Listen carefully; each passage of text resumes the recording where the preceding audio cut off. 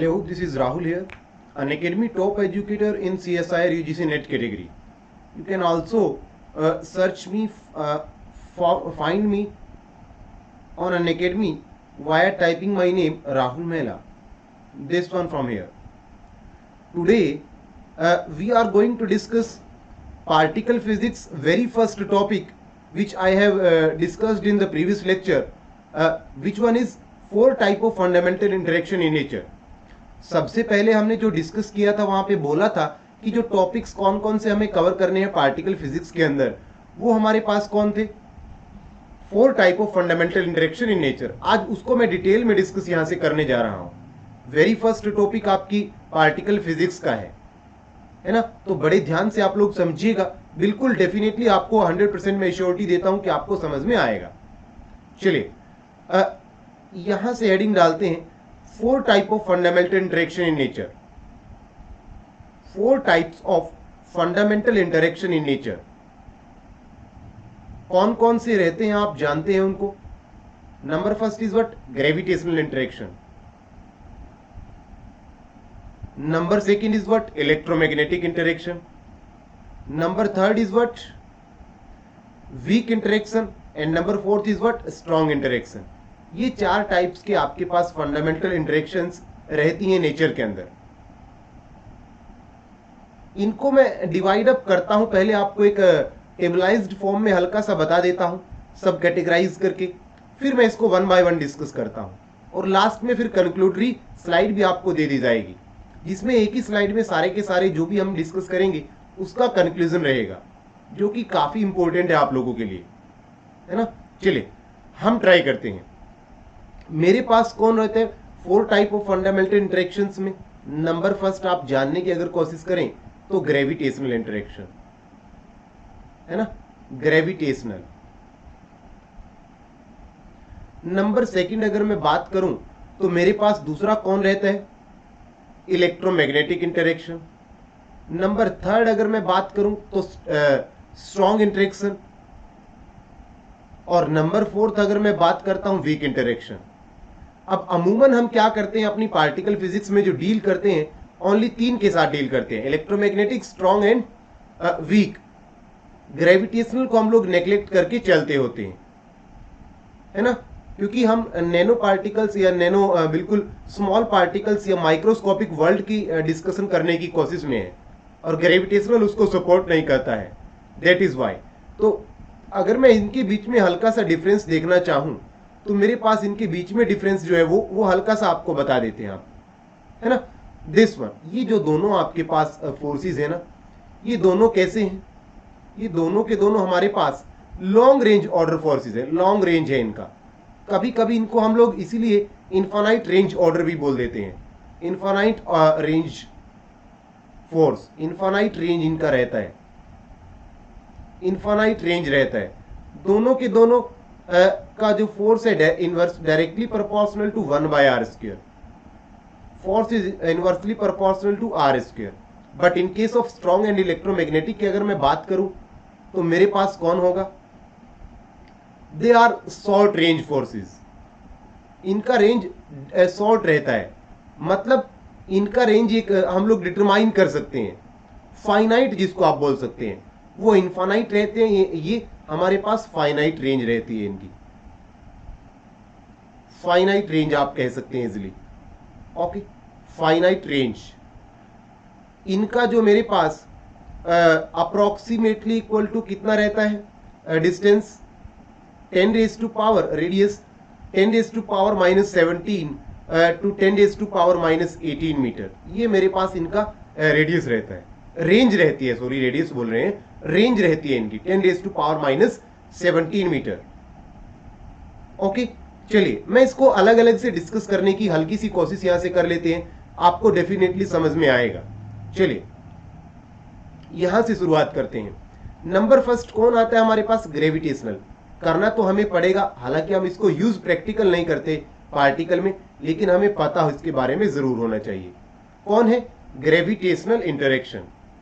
क्या बोलता है आपके पास ग्रेविटेशनल? मैं इसको बिल्कुल पॉइंट की फॉर्म में लिखवाऊंगा.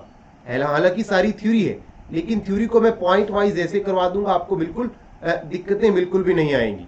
चलिए करते रहिए बस, आप हमारे साथ बने रहे, स्टे कनेक्टेड। नंबर फर्स्ट जो इसके अंदर है, weakest force of nature.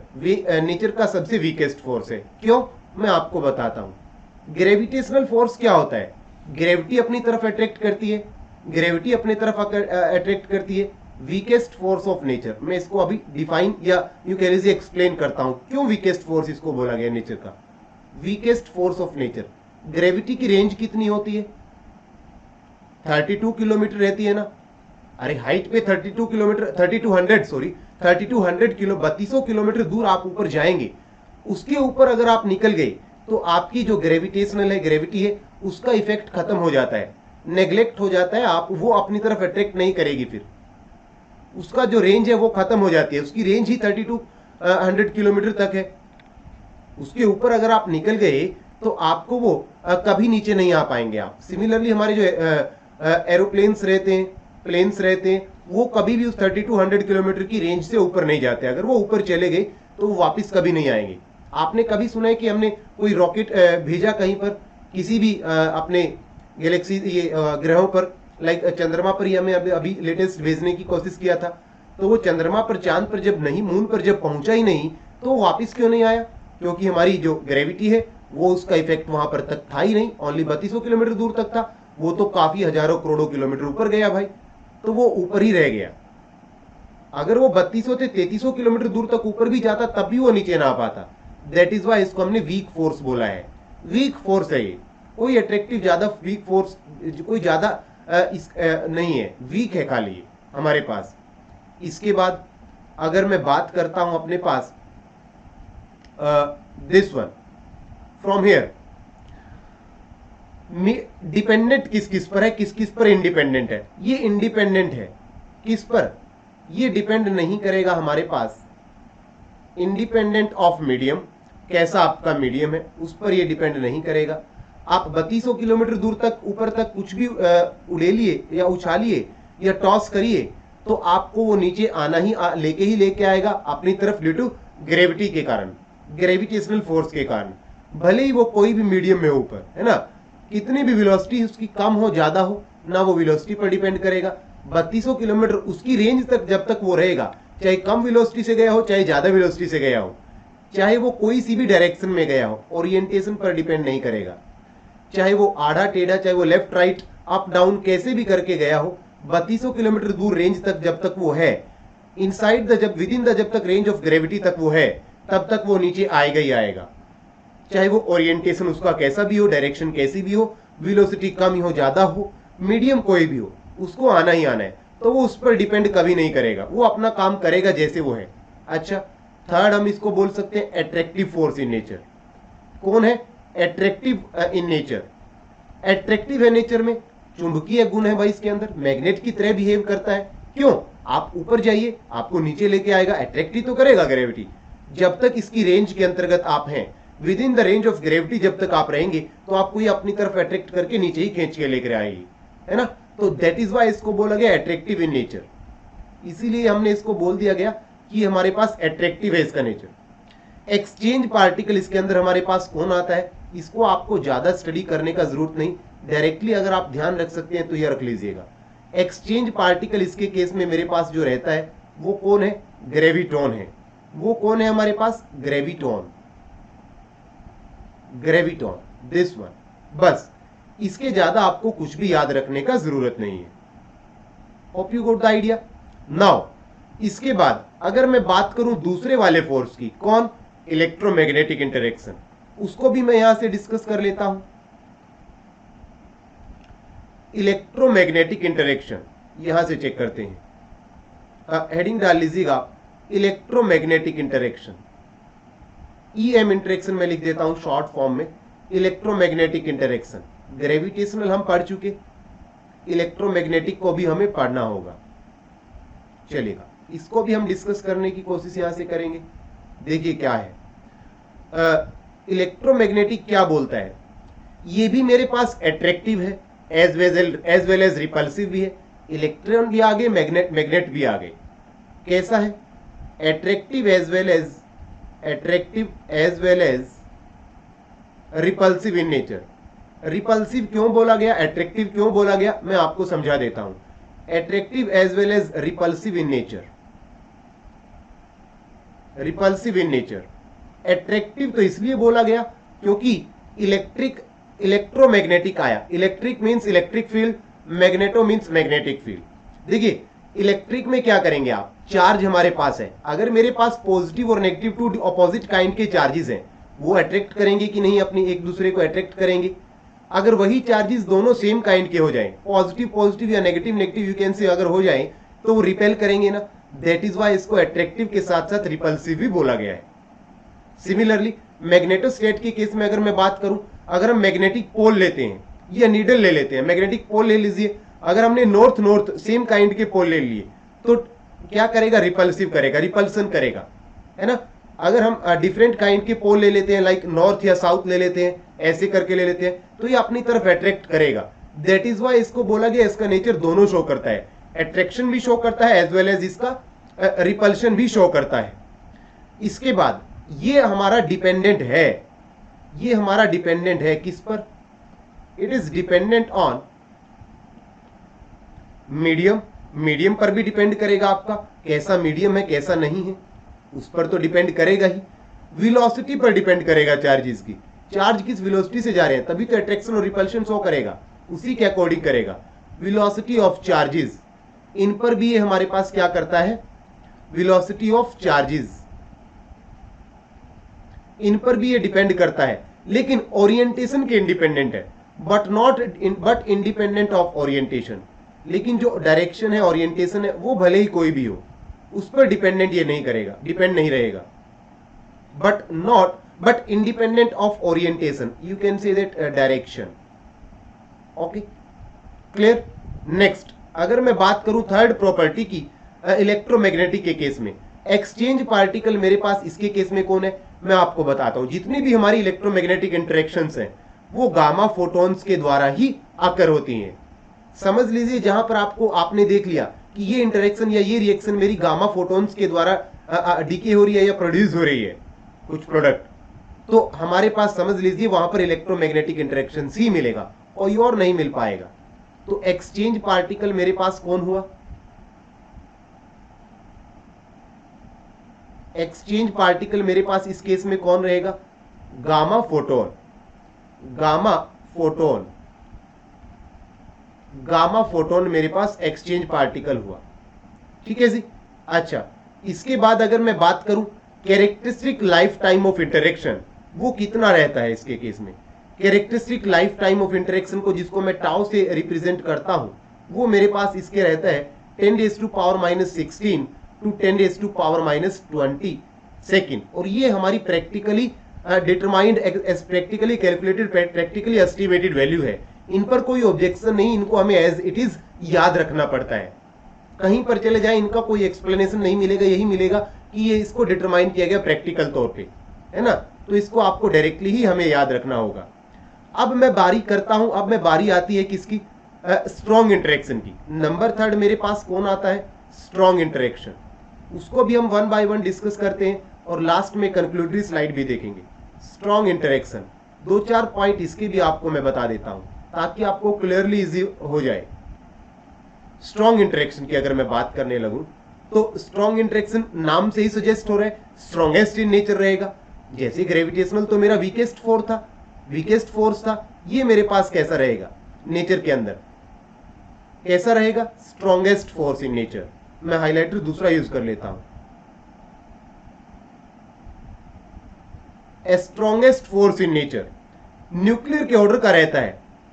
Strongest force in nature, strongest force रहेगा in nature as its name suggest, name भी इसका सजेस्ट कर रहा है।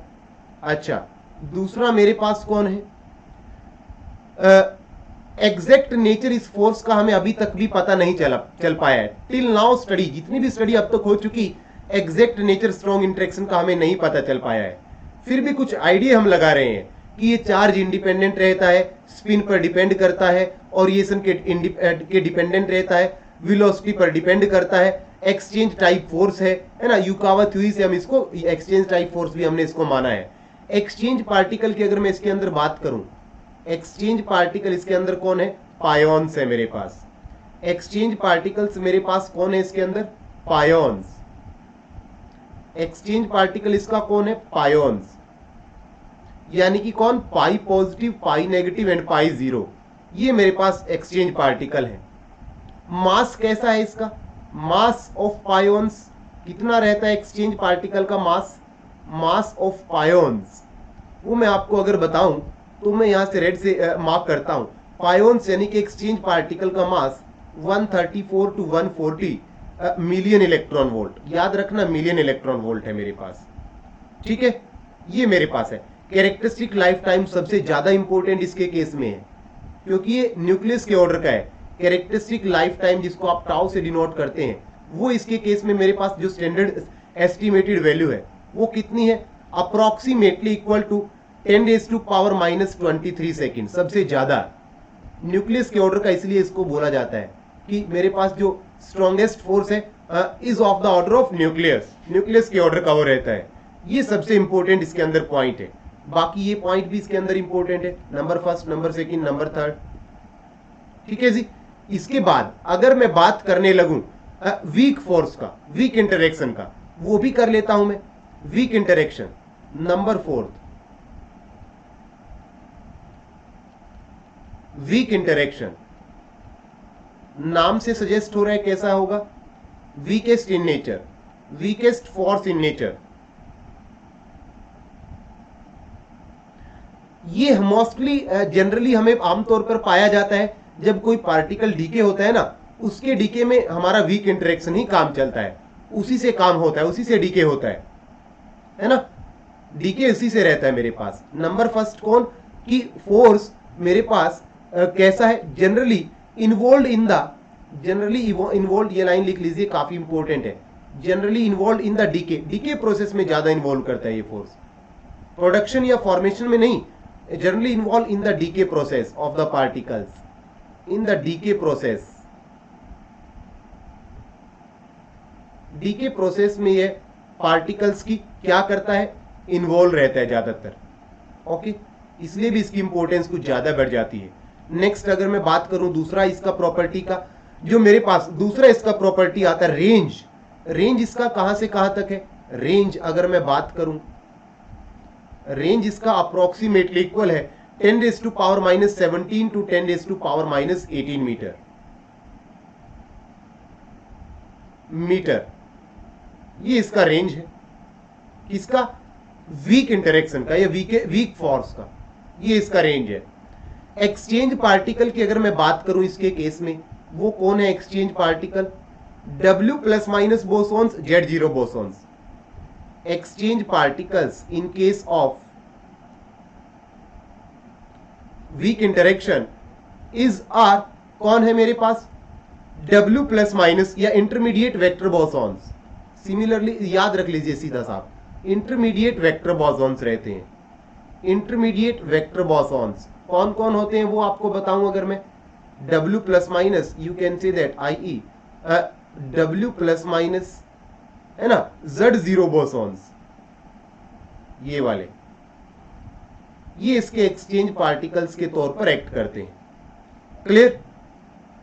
कैरेक्टरिस्टिक लाइफ टाइम इसका आप देख लीजिए tau, characteristic life time of the order of 10⁻⁻6 to 10⁻⁻13 second, ये मेरा इसका कौन रहता है।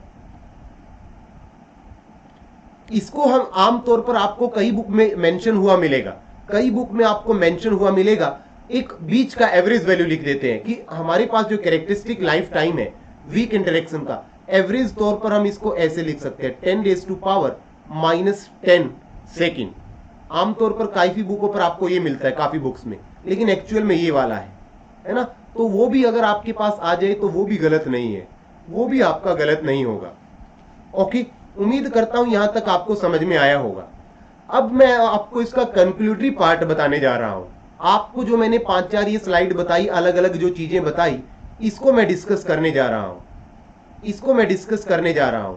कैसे, यहां से आप लोग हल्का सा बस 1 सेकंड देखिएगा, है ना, इसको डिस्कस अगर मैं करने लगूं तो मैं कैसे कर पाऊंगा वो देख लीजिए आप। Like from here this one G, yes. मैं एक ही स्लाइड पर आपका सारा का सारा डिस्कशन दे दूंगा, चारों की चारों जो मैंने यूज किया इसका इंटरेक्शंस का। मुझे एक टेबल बनाने का जरूरत है, आप लोग भी उसको साथ साथ बना लीजिएगा, है ना। एक टेबल हम लोग डिजाइन करते हैं यहां से, लाइक दिस फ्रॉम हियर। एक टेबल में आपकी सारी की सारी एंट्रीज फिलअप करवा देंगे हम लोग, लाइक फ्रॉम हियर, जिसमें हम इंटरेक्शंस लेंगे, उनकी प्रॉपर्टीज भी लेंगे, ठीक है ना। Like from here and this from here, like this, और यहां से आप कर लीजिएगा।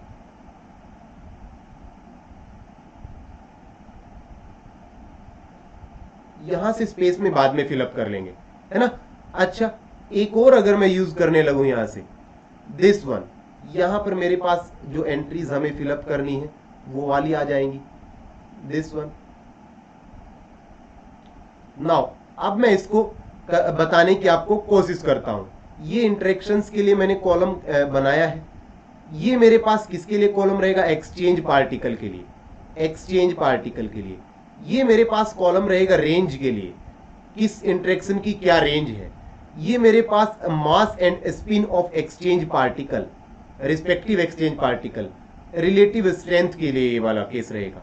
एक ही स्लाइड पर सिंगल पर सारा आपको बता दूंगा, और ये कैरेक्टरिस्टिक लाइफ टाइम के लिए, ठीक है जी, कैरेक्टरिस्टिक लाइफ टाइम के लिए चलेगा।